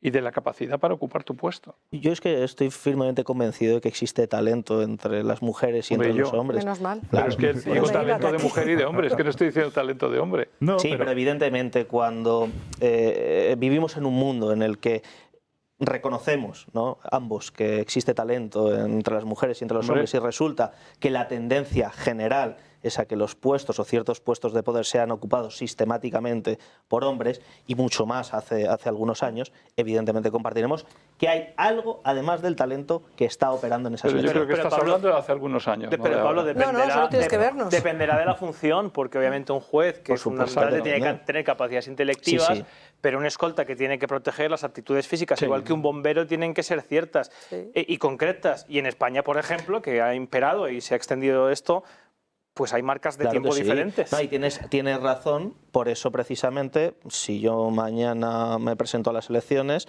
la mitad de mis compañeras son mujeres y la mitad de mis compañeros son hombres. Si me presento a unas oposiciones para el cuerpo de bomberos, no necesariamente la mitad son hombres y la mitad son mujeres. A veces reducimos este tipo de cuestiones a cuotas sí o cuotas no, pero hay muchos tipos de cuota, hay diferentes responsabilidades y lógicamente tienen que adecuarse las cuotas a esas características, pero digamos por ser proporcionados en... Pero has dicho que en tu partido sí la mitad serían mujeres, forzosamente. Porque es la ley. ¿Pero y por qué la mitad? Bueno, la ley no exige el 50%. Habla de una paridad del 60-40. ¿Por qué la mitad si el talento no es la mitad? Sí, pero respóndeme a la pregunta que te hice. Sí. Si los dos compartimos que hay talento entre hombres, en el grupo de hombres y en el grupo de mujeres, yo creo que en eso estamos de acuerdo. Total. ¿Por qué la tendencia histórica, dices tú, mucho más antes que ahora? Yo también creo que es verdad, más antes que ahora. Pero ¿por qué la tendencia histórica, y aún hoy, en menor proporción, sigue siendo que los hombres acumulemos más puestos de poder? Tendencia histórica es la historia. Claro. Las mujeres no trabajaban hace 40 años o hace 50 años. ¿Y qué le vamos a hacer? No, hace 50 años trabajaban, pero no en puestos de talento. Vete a un hospital, vete a un juzgado y verás que la mayoría son mujeres. Bueno, y vete a la universidad. Es este año cuando han empezado las primeras generalas, ¿no? En el ejército español. Me parece que es este año, ¿no? Cuando la primera promoción de mujeres en el alto ejército acaba de llegar. Es que creo que las cuotas... Y las cuotas, pues llega un momento que sean irrelevantes. Pero fijaos, esa es la idea. He hecho un pequeño experimento. Fijaos lo que se ha avivado el debate, precisamente porque esta cuestión está muy sensibilizada socialmente y produce también esta polarización ideológica también en Estados Unidos con estas cuestiones, ¿no? Bueno, yo he querido, si realmente es algo que es tan sustancial, está tan encarnado, de lo cual depende tanto nuestra sociedad, como para que incluso una persona llegue a intentar matar a Trump porque cree que hay unos derechos que están en riesgo. Pero ¿ha sido este el caso? Es decir, yo la información que he leído, es verdad que hay muchísima, lo que he leído es que la persona que ha intentado asesinar a Donald Trump era una persona más significada, además, con valores republicanos que otra cosa. Con los Los demócratas parece ser, ¿eh? No, Yo había escrito como donado- republicano pero al bueno, principio, pero luego pero parece no, que pero no, demócrata. me Se parece habla de relevante. cómo era. O sea, que Sí, sí, fuera de eso, ahora vamos al siguiente ítem, que para mí es el nuclear, que es precisamente este. ¿Quién puede verse amenazado realmente si Trump llega a ser presidente? ¿Por qué se estaría dispuesto, haya sido un lobo solitario, haya sido algo propiciado, haya sido organizado? ¿Qué está en juego para algunos si Donald Trump vuelve a llegar a la Casa Blanca? Porque Donald Trump efectivamente ha dicho cosas, bueno, ya las dijo en su momento, como que presidentes de Estados Unidos no eran tan inocentes, ¿no? Como cuando se le decía que Putin era un asesino, y él dijo, bueno, ¿y nuestros presidentes? Lo cual fue un auténtico... Ha dicho que la OTAN hay que revisarla, ha dicho que va a parar la guerra de Ucrania, es decir, ha dicho cosas de las cuales dependen miles de millones de dólares en empresas armamentísticas, en petroleras, etcétera, etcétera. La pregunta es, ¿quién puede querer ver a Trump muerto porque sus intereses dependen de que Trump no llegue a la Casa Blanca? Yo quiero recordar que John Kennedy y Robert Kennedy perdieron su vida en parte porque se enfrentaron al estamento, al conglomerado militar norteamericano en aquel momento, y a las mafias y muchas otras cosas. O sea, que es decir, un presidente de los Estados Unidos se la juega mucho con lo que es el deep state y todo lo demás que está escondido detrás. Entonces, ¿quién puede? Pues yo creo que muchos, y con enormes intereses, y que tienen muchísimo poder hoy. Desde luego el conglomerado militar, desde luego, porque está claro, como se ha dicho, que Trump tiene bastante claro el bajar el nivel del tema de la guerra de Ucrania e incluso llegar a la paz. Y eso para para la administración actual no está ni por asomo en los planes. No, al revés. De hecho, acaba de significar en la OTAN con la guerra de Ucrania. Exacto, Biden. Entonces, los planes son absolutamente belicistas, cosa que me parece aberrante completa. Porque yo no sé, es verdad que viví la época de los hippies hace muchos años, se hablaba de paz y love and peace. ¿Qué nos ha pasado de repente que los occidentales somos tan guerreros?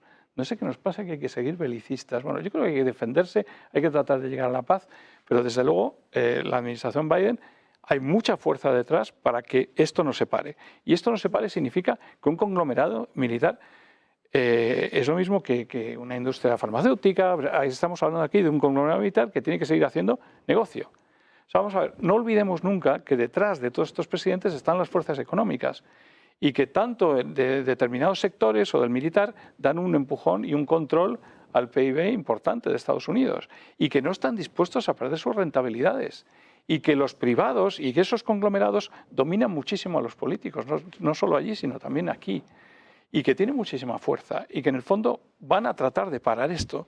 Yo espero que no sea de manera violenta de aquí a las elecciones, pero que tiene muchísimos intereses en que esto no cambie. Bueno, Pero eso es, fíjate tú, que lo que estoy diciendo es, estamos por primera vez, yo creo que por primera vez en estas elecciones y en el tema, poniendo en duda el funcionamiento de la propia democracia, poniendo en duda el derecho a la alternancia. Es que esa es una realidad. No queremos saber de alternancia. Fijaros a dónde ha llegado la visión totalitaria del globalismo, que no se plantea la alternancia, y que los deep state norteamericanos no quiere para nada soltar el poder. ¿Hasta dónde llegará? ¿Hasta qué límite? ¿Dónde se pararán?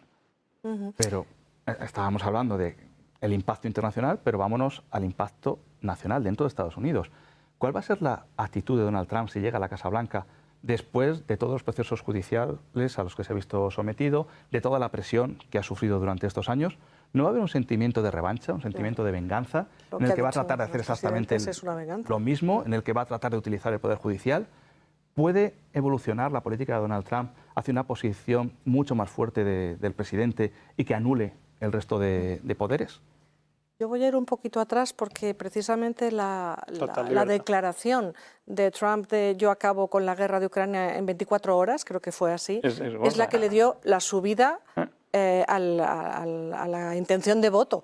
Porque además aunó, porque habrá un porcentaje mínimo de gente que le importe la guerra de Ucrania, pero hay un porcentaje máximo que no le importa en absoluto, más allá de lo que se está gastando, de lo que se está perdiendo, etc. Entonces, entiendo tu planteamiento, pero probablemente esa es la palanca, bueno, claro, ahora ya con el victimismo último también, pero la palanca para agarrar esas elecciones claro, es esa promesa. Mentalmente en Estados Unidos el ciudadano medio dice, bueno, aquí siempre se dice, ¿no?, que en Estados Unidos, por ejemplo, la sanidad pública es imposible, pero luego viene Zelensky y le damos 100.000 millones. Claro, exacto. es Pero bueno, que- la posición de Trump en relación a Ucrania ha sido esencialmente esta, es decir, Bueno, es populismo absoluto. no es una posición pacifista o que quiera incorporar un nuevo vector para analizar los conflictos internacionales. Esencialmente es la posición de un aspirante a gobernante que quiere privilegiar su economía particular frente a otro tipo de empresas que quizás otros le han dado más importancia. Pero, por ejemplo, respecto del conflicto palestino-israelí, no ha tenido esta posición. Yo le he escuchado en alguna declaración en la que cuestionaba la contundencia del gobierno norteamericano en su participación en este conflicto. Él decía, no, yo habría entrado rápidamente, más contundente, digamos, mayor escalada Pero ahí militar. los vínculos de Estados Unidos con Israel son mucho más fuertes. Con Ucrania Claro. realmente no tiene ningún vínculo.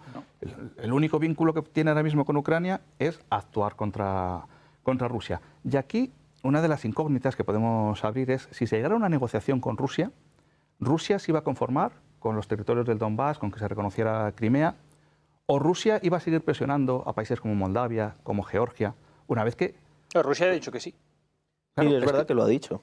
Es que Rusia prueba con Crimea. Nadie dice nada. Se imponen unas sanciones económicas pensando Estados Unidos y la Unión Europea que con esas sanciones Bueno, pero económicas... con Crimea después De que han pasado cosas. Después del 2014, Maidán. sí, Ya, bueno, pero 2014. prueba, dice, vamos a entrar en Crimea. Pero porque le a han ver hecho cuál el es- Maidán, ¿eh? Sí, vale. Sí. Tenemos el Un Maidán Maidán. con unos tiradores que todavía no sabe quién disparar. Y con o sea, un Soros Vale, pero a y con partir Open de ahí Society. dice Rusia, vamos a entrar en Crimea. ¿Y cuál es la reacción de Estados Unidos y de la Unión Europea? Mirar hacia otro lado, imponer sanciones económicas que luego se van suavizando con el paso de los años, y Rusia dice, si no reaccionan aquí, pues vamos a seguir. ¿Y hasta dónde puede seguir Rusia? bueno, está Minsk 1, está Minsk 2, que además después Merkel ha dicho que eran pretextos para armar a Sí, Ucrania. sí. Es decir, que sí que pasaron cosas, lo que pasa es que Pero yo no se tengo respetaron. que dar datos. Sí, pasan en aras de- pasan cosas, pero no la reacción que se podría haber esperado ante una invasión militar, pues una defensa también. No, pero utilizando... fíjate que Minsk 1 y Minsk 2 lo tenían que haber Pero respetado. tú Crimea nuestros consideras que es una socios. invasión militar. Sí, lógicamente. Anexionan de forma unilateral Crimea, pues O hubo un referéndum Pero también. yo creo que donde está el fallo es en no respetar los acuerdos de Minsk. O sea, realmente es el fallo en nuestros socios. Y tenemos que aceptar ese fallo, que fue un fallo y que podíamos haber evitado todo lo que ha pasado después. Y que hemos dejado pasar una especie de guerra civil con el Donbass y demás, que no nos hemos fijado demasiado, que estábamos bombardeando y Especie, haciendo lo no, posible. guerra Es que no civil. se Se estaba absoluta, creando un genocidio y una guerra civil. Y al revés, hemos seguido acercando los misiles a Rusia. Creo que es un camino equivocado. Creo que podíamos haberlo hecho mucho más pacíficamente, igual que podíamos haber orientado en el 91 nuestras relaciones con Rusia de otra manera y hoy estaríamos seguramente muchísimo mejor de lo que estamos. Pienso que sí, que había un camino de paz y había un camino de colaboración y de entendimiento mutuo. Y que eso lo ha habido antiguamente, lo ha habido con la Unión Soviética, lo ha habido con mucho, ha habido entendimiento. Pues desde que cae el muro de Berlín hay una posibilidad de entendimiento y lo rompemos. Con la guerra de Yugoslavia se rompe ahí absolutamente Estados Unidos se convierte en la única potencia hegemónica, se considera que la Unión Soviética estaba totalmente devastada, que Rusia no iba a ser capaz de recuperarse y de volverse a convertir en una potencia internacional, y... Y empieza a actuar en Yugoslavia sin tener en cuenta a Rusia. Sí, bueno, Me Yugoslavia... encanta que estéis en y este en punto, Irán, perdonadme, Sí. porque vamos a hablar ahora de si en esta liza presidencial de Estados Unidos está en liza precisamente la hegemonía política de Estados Unidos. Pero lo vamos a debatir después del corte publicitario.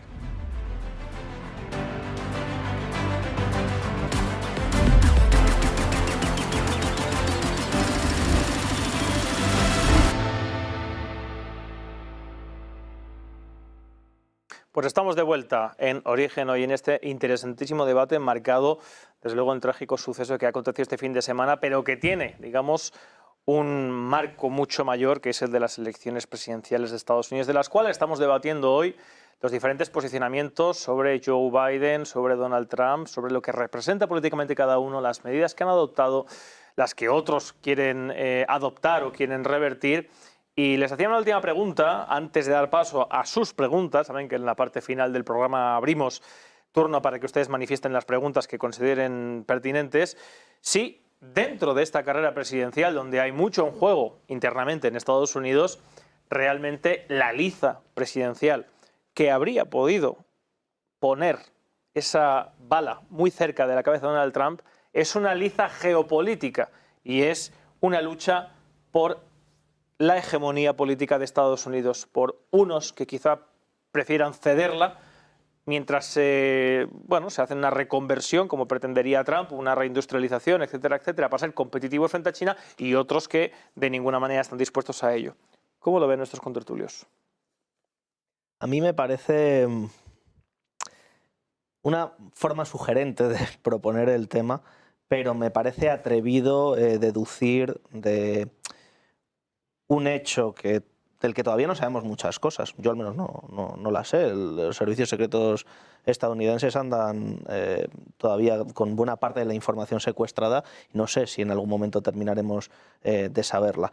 Pero me parece que... Perdón, digo, para que los espectadores lo sepan, sabemos que un chico de 19 años que vivía a 70 kilómetros coge un rifle, se va allí, se posiciona a 1,20 m del candidato Donald Trump, abre fuego hasta 9 ocasiones sin que el servicio secreto haga nada, a pesar de que un montón de personas le ven, le graban y están diciendo ahí hay un tío con un arma. Es decir, que no es una teoría conspiranoica, no. Hay voces y preguntas. Además, un chico que sabía cuál era el único punto que no estaba vigilado ni tomado por el servicio secreto. Es decir, hay preguntas suficientes como para considerar que quizá no actuaba solo.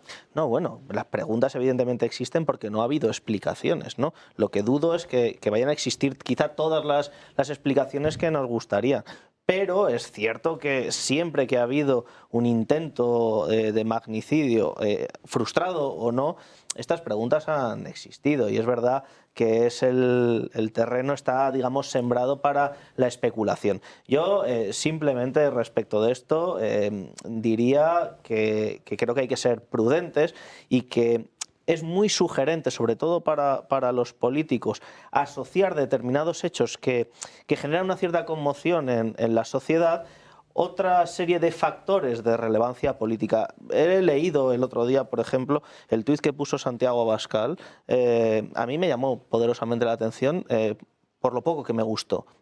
Y era un tuit en el que básicamente se establecía un nexo de conexión, una línea de puntos que unía ese hecho, ¿no? Una ideología concreta. Digamos, con la izquierda primero sí. Y luego con las posiciones que tiene el gobierno de España. Y yo creo que eso es peligroso. No lo hemos mencionado antes cuando hablábamos sobre la polarización, y es un factor que yo creo que hay que tener muy en cuenta, y es la responsabilidad de los políticos y de los líderes en el tipo de afirmaciones y el tipo de argumentos que ponemos sobre la mesa. Creo que eso también, o de eso también forma parte el problema, digamos, de la polarización.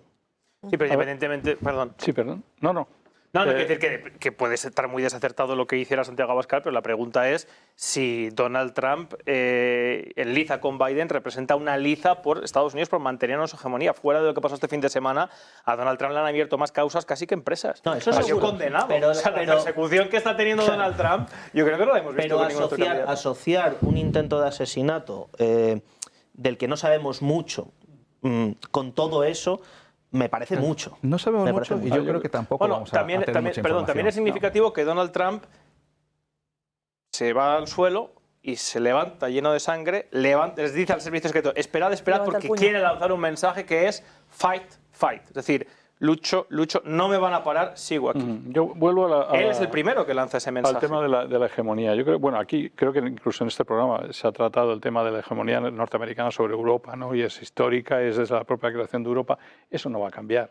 Desgraciadamente, ya se vaya este Biden o venga Trump. Es histórico y como no cambiemos nosotros mismos y busquemos nuestra propia independencia, nuestros propios valores y miremos hacia todas partes, no va a cambiar. En cuanto a la hegemonía global de Estados Unidos, a ver, Estados Unidos tiene dos opciones en este momento.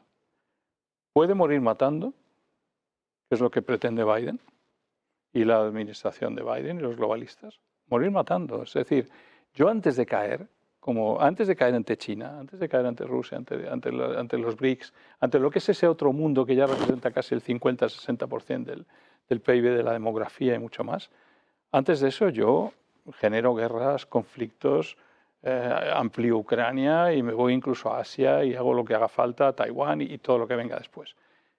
Es un camino, es una elección, pero desde luego sería totalmente equivocada. ¿Tiene Estados Unidos para morir matando? A ver, la otra opción para mí es la de Trump. La de Trump es la que hemos hablado de la transformación. Se puede al menos hablar de opciones multipolares. Se puede volver a hablar de multilateralismo, porque yo estoy con que Biden no ha sido para nada multilateral. Ha sido absolutamente unilateral. Cuando él llega a la presidencia sí que dice Estados Unidos vuelve. Sí, pero ¿sabes lo que ha hecho? Lo que ha hecho es tomar las Naciones Unidas, y yo he estado muchos años en ellas y las he dejado en 2000 presentando mi dimisión porque no estaba de acuerdo con la organización. Lo que hace esa organización a partir del 2000-2012 es alinearse absolutamente con las posiciones globalistas. Absolutamente. Y la Agenda 2030 es uno de los grandes ejemplos de cómo se cuece todo eso. Es decir, la administración Biden y el globalismo se hacen con la organización y se hacen con muchas instituciones internacionales. Entonces, al final, eso no es multilateralismo. Eso es control unilateral de las relaciones multilaterales. Y eso es una barbaridad. Entonces, si por lo menos Trump va a traer la independencia de las naciones dentro de esas organizaciones, va a traer un auténtico multilateralismo, bienvenido sea.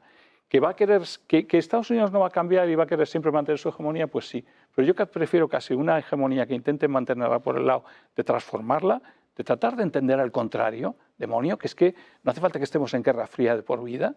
Vamos a tratar de entender al contrario y aprovecharnos de las ventajas win-win que tengamos.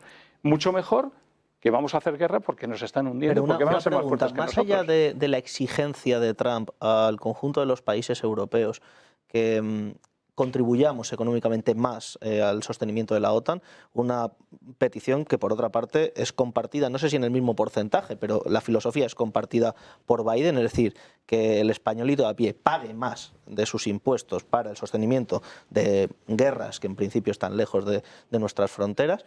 ¿En qué consiste exactamente la propuesta de Trump respecto de la OTAN y por qué al español de a pie le interesa más? Yo creo que Trump lo que plantea, Biden, que yo la veo Trump lo que plantea es dejar un poco Europa, es decir, ocuparos vosotros, mantener vuestros ejércitos. No sé, yo aquí me voy quedando y lo que no voy a hacer es manteneros y tratar de seguir. No busca esa presión, me da la sensación de que no busca la presión de misiles apretando continuamente el gatillo, preparados a apretar el gatillo. O sea, lo que quiero decir es que el timón de la OTAN, entendía de tus palabras más o menos, ¿no?, va a seguir estando en la mano de los Estados Unidos y que básicamente lo que se está proponiendo es una repartición diferente de las cargas económicas. Sí.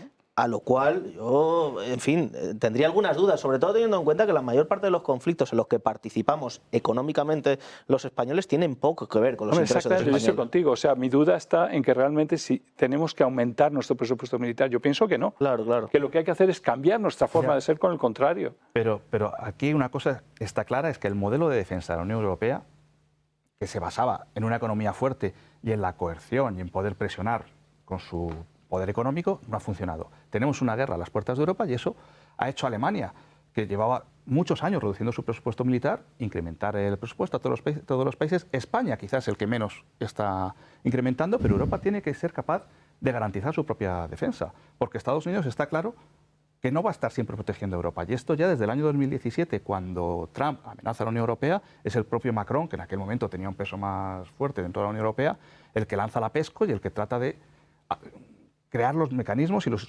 instrumentos para que Europa pueda garantizar su defensa. Y eso exige que haya una mayor inversión en defensa. Sí, pero el problema que tienes ahí, o al menos el que yo percibo, es que si ese ámbito de soberanía que tradicionalmente han tenido los estados, que es lo que tiene que ver con la articulación de la defensa y el poder militar, va a seguir en manos al final de los Estados Unidos a través de los mecanismos de la OTAN, esencialmente de lo que se está hablando es que la gente sencilla y trabajadora de este país pague un poquito más en términos militares. Pero España va a seguir pintando exactamente lo mismo en el diseño del mapa de intervención militar. Por eso no tiene que pagar más. Por eso no tiene que pagar pero mientras estemos alineados en la OTAN, tendremos que seguir... Pero también se puede dar la tesitura en la que España busque otro tipo de alianzas. Claro. una dentro de la Unión hipotética Europea, salida de la entonces- OTAN. No, No, salida eso no. no. Pero No, pero sería- Pero redefinir, a ver, Pero había redefinimos. muchas maneras de entrar en la OTAN y había muchas maneras, y ojo, bueno, a ver, casos en la historia, por ejemplo, Francia, Sí, de Francia, entrada, salida Francia, y de buscar Pero diferentes tenemos a tipos de... Suecia, un país neutral desde 1815, Y se ha metido. y ha entrado.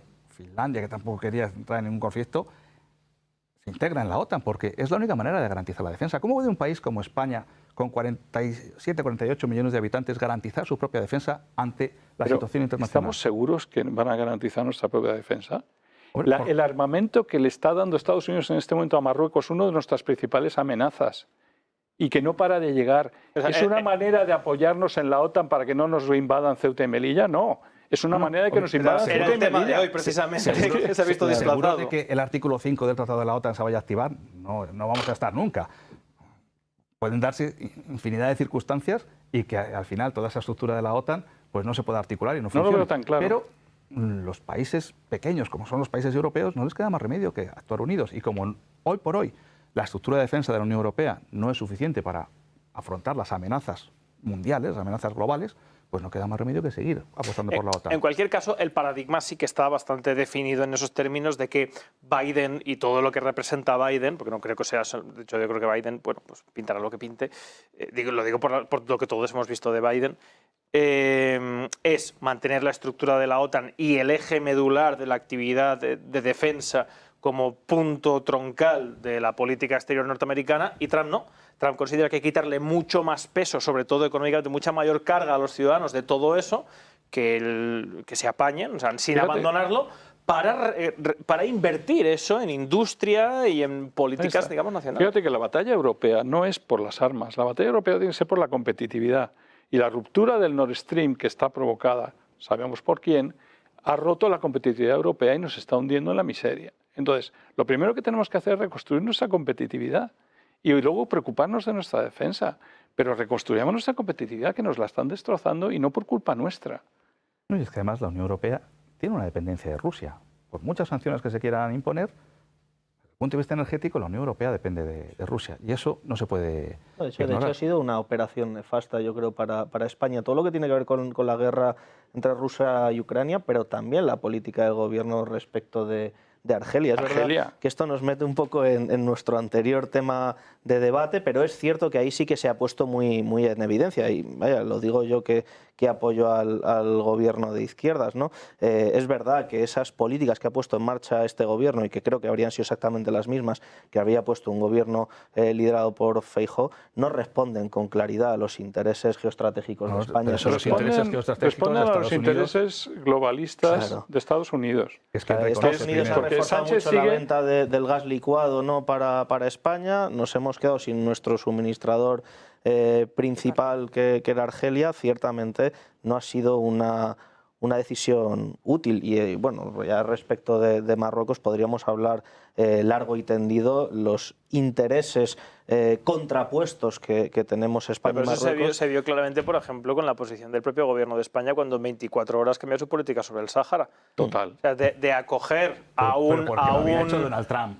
¿Eh? Que porque lo había hecho Donald Trump unos meses antes, reconocer la tesis de Marruecos sobre el Sáhara Occidental, y eso es lo que lleva a la presión sobre España para que España... No, pero, bueno, la presión claro, de Marruecos y la presión de Pero Estados esa no Unidos. era la posición de España. España era No, una la posición de España era es que neutral, España se ha totalmente.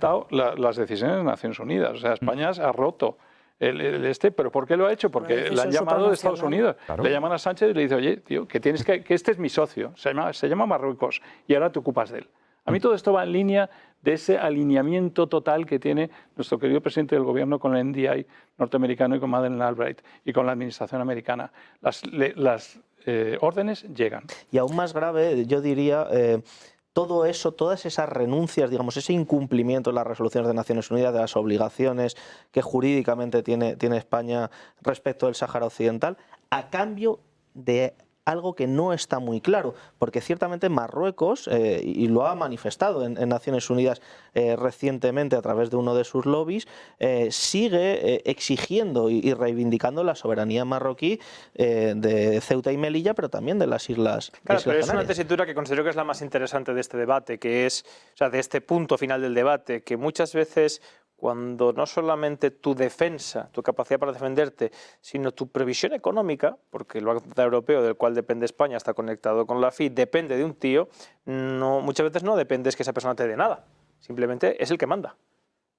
O que no te quite, porque también otra de las cuestiones que tenemos que ver en la siguiente administración Trump, si es que se produce, es la política arancelaria. Yo recuerdo en la anterior administración lo que subió el aceite de oliva en Estados Unidos, que vivía allí, fue imposible.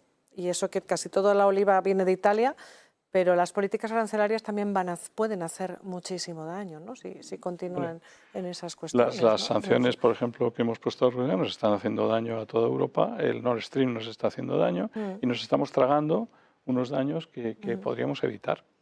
Pues una última pregunta que me gustaría haceros y ya abro turno para que vayan poniendo sus preguntas, que serán los últimos minutos, como siempre, del programa. Pueden ir dejándolas en el chat. Lo último que le quiero preguntar es, bueno, hemos visto este acto, puede ser un incidente aislado, puede ser algo premeditado.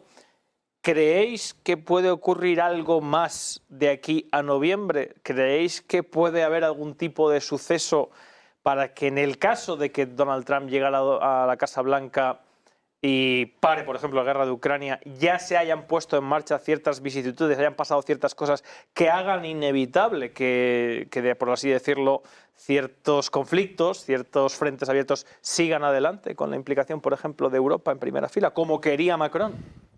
Yo creo que salvo que tengamos la mala pata de que el Deep State americano se enfade mucho con perder el poder, podríamos llegar a las elecciones. Que además tuviéramos la mala pata de que se falsificaran las elecciones, que espero que no, pues llegaríamos a un presidente Trump. Creo que es lo que va a pasar. Pero puede ocurrir de todo. Es que hasta qué punto, cuando vas a perder el poder y tantos medios y van a pasar a otra administración, y dada la forma que tienen los globalistas de actuar, que ya no es de aceptar la alternancia como se hacía antiguamente, nos podemos esperar todo. Estoy preocupado. Bueno, incluso hechos naturales, ¿no? Quiero decir, nos puede faltar algún presidente sin que sea asesinado, algún futuro presidente, ¿no? Yo creo que por ahí va el factor que con mayor probabilidad va a suceder, y es o bien Biden llega muy mermado a las elecciones, porque evidentemente yo creo que no hace falta conocer en primera persona la situación para imaginarse que no está pasando por un buen momento, y eso lastra y desgasta mucho a un candidato, sobre todo en una competición electoral que probablemente es la más exigente de todas cuando podemos imaginar en el mundo. Y yo creo que puede haber alguna sorpresa en los próximos meses con un posible cambio de candidato por parte del Partido Demócrata ante lo abrumadora de los resultados de las encuestas que se están manejando. Hoy se publicaba una que en todos los estados volátiles, los swing states, Trump arrasaba, arrasaba totalmente, es indiscutible. Si esa tendencia no se corrige de inmediato, yo creo que al Partido Demócrata no le va a quedar otra opción que buscar otro candidato, inclusive para perder las elecciones. Fíjate que Kamala Harris, no sé, no tiene un carisma se hablaba también tremendo. Es que nadie quiere hacer unas elecciones para perderlas. Nadie quiere perderlas. Ya, pero las van a perder por no haber tomado la decisión en su momento. Si esta decisión la toman hace podrían 2 haber años, preparado un candidato. Decían algunas personas... Pero si Biden no se retira...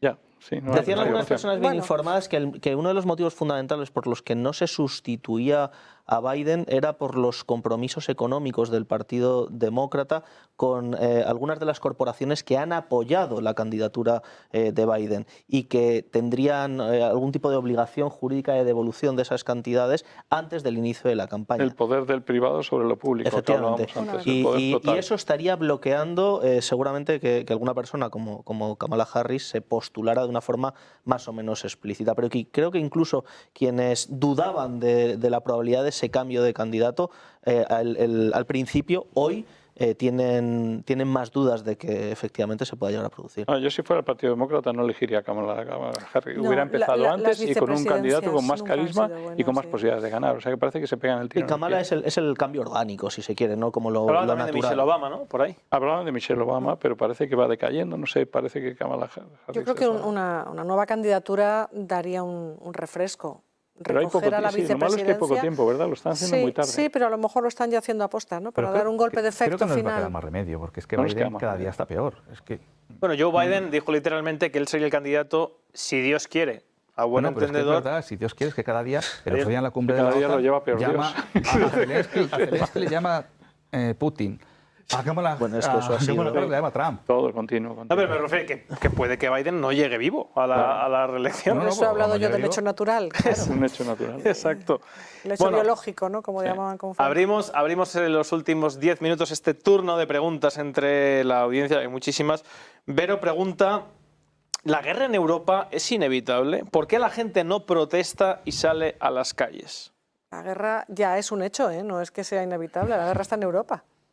No, el futuro Pero, puede ser no lo sé, que dure, ¿no? Tampoco se puede debatir ahora mismo en Europa sobre las alternativas a la guerra. Hay un discurso único Sí. dentro de la Unión Europea. Sí. Y quien va en contra de ese discurso es señalado. Hemos visto cómo cuando se inicia la guerra, Podemos dice que no se va a enviar armamento. El Partido Socialista dice que se enviará solo material defensivo. Y al final, la presión de la Unión Europea, la presión de la OTAN, lleva al gobierno de España a enviar armas a Ucrania. Y nadie lo cuestiona. Porque cuestionarlo supone ir a contracorriente y ahora mismo no hay nadie que esté defendiendo otra postura dentro de Nadie lo de la Unión cuestiona, pero Europea. porque se ha organizado una especie de pensamiento único que puede muchísimo sobre la gente. Pero yo no sé, yo hablo con mis estudiantes, aquí no hay nadie belicista. Ningún estudiante mío se iría a luchar por Ucrania. Nadie se iría a perder la vida en este momento por ese conflicto. Y desde luego, si lo pones a sufragio en un referéndum, aquí nadie va a querer más belicismo.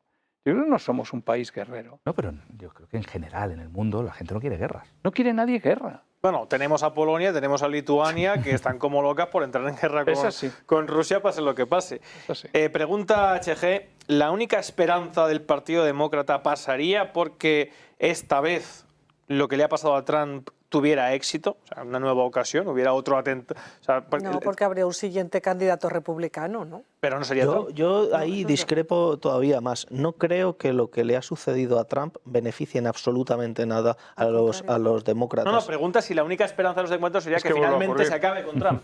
En un nuevo atentado. O como... La única esperanza de los demócratas. Sí. Sí.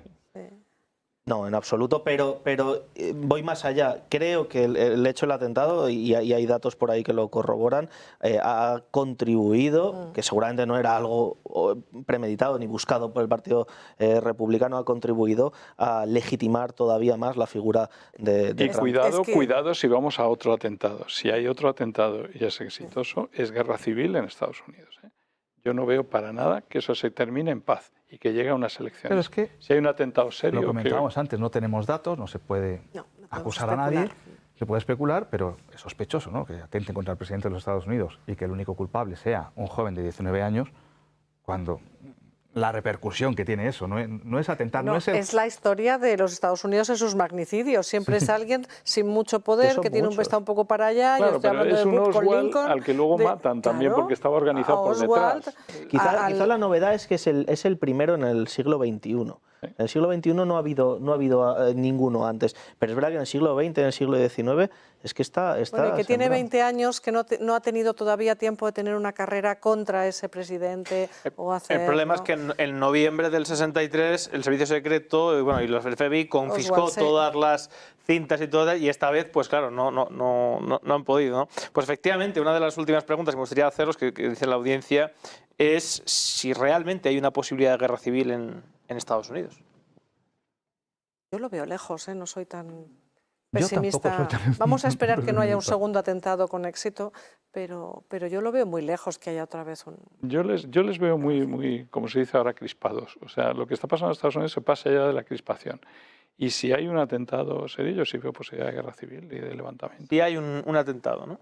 Yo creo que, sobre todo después de la Segunda Guerra Mundial, los estados y los centros de poder han aprendido a librar de forma muy cruda algunas batallas sin la necesidad de incurrir en ese tipo de prácticas, que por supuesto tienen un coste humano evidente, pero que también deteriora mucho las expectativas de quienes tienen el poder en estos momentos. Yo creo que una guerra civil en Estados Unidos de esas características como imaginamos sería nefasta probablemente para todas las partes enfrentadas. Pero no olvidemos que están muy armados, que la gente tiene sus pistolitas en casa. Quizá ese es uno de los grandes O sea, hablamos problemas. de una guerra civil clásica. Sí.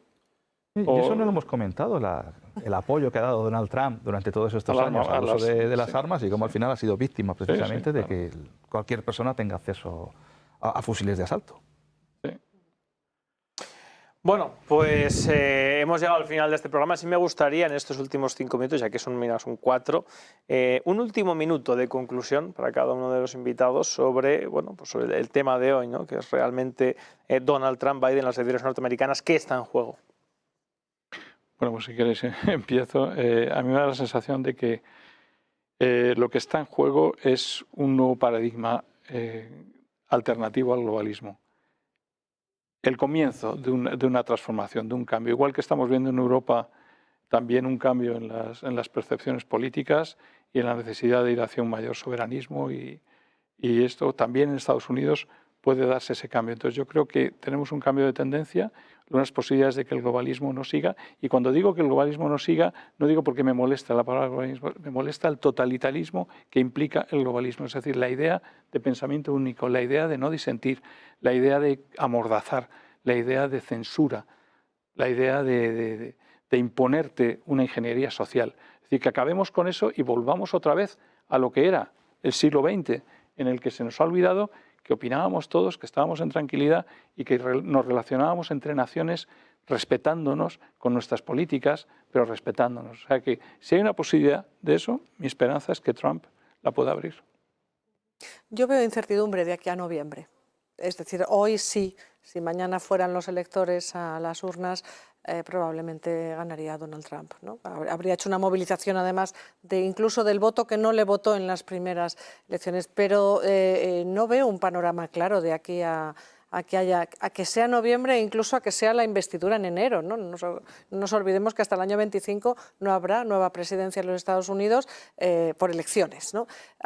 Con lo cual yo no me atrevería a echar ningún órdago. Sí que quiero reiterar que todo el tema de los magnicidios llevan no sé si a las teorías de las conspiraciones, pero sí llevan a creer muchas cosas que al final no lo son tanto. Es decir, que no haya tanta cuestión sobre han sido un partido, ha sido al otro, a quién beneficia, a quién no, porque realmente fue un movimiento de la cara lo que salvó lo que hoy sería otro tipo de debate, imagino, ¿no? Entonces, muchas veces las cuestiones que se llamen suerte, mala suerte, hacen que todo pueda cambiar en cuestión de segundos. Así que prefiero no ir más allá de mañana.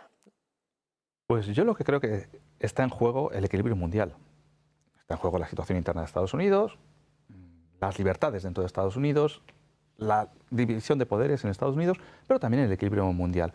¿Qué papel va a jugar Estados Unidos en un futuro? Dependiendo de que gane Trump, parece ser que va a ganar Trump, qué relevancia va a tener, va a mantener la hegemonía y se beneficiará Rusia, se beneficiará China de los cambios que pueda haber en Estados Unidos. Eso es lo que yo creo que está en juego y lo que veremos en los próximos meses.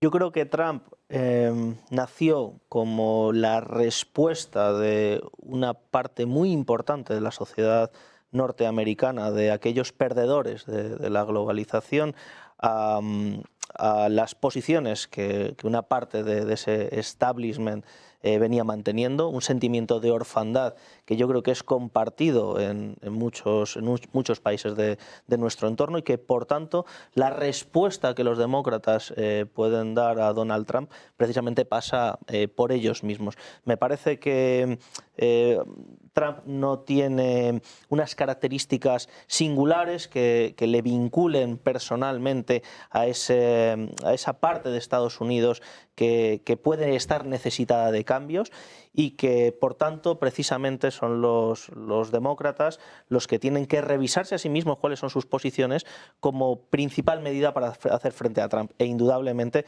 creo que una de los interrogantes que queda pendiente sobre la mesa, quizá para un debate posterior, es la sustitución de Biden.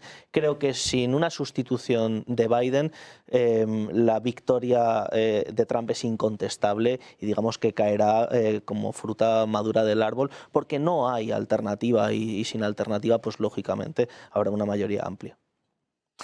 Pues con esta última reflexión llegamos al final del programa, que esperamos haya despejado, por lo menos ofrecido, diferentes puntos de vista, que es lo que se pretende siempre en este programa, para que sean ustedes los que lleguen a su propia conclusión, eso sí, abordando el origen de la cuestión que siempre planteamos en este programa. Juan Antonio de Castro, muchas gracias por haber venido esta noche. Gracias.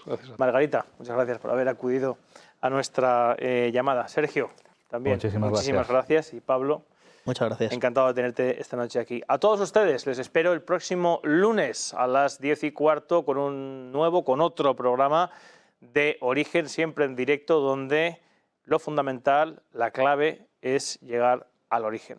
Nos vemos el próximo lunes.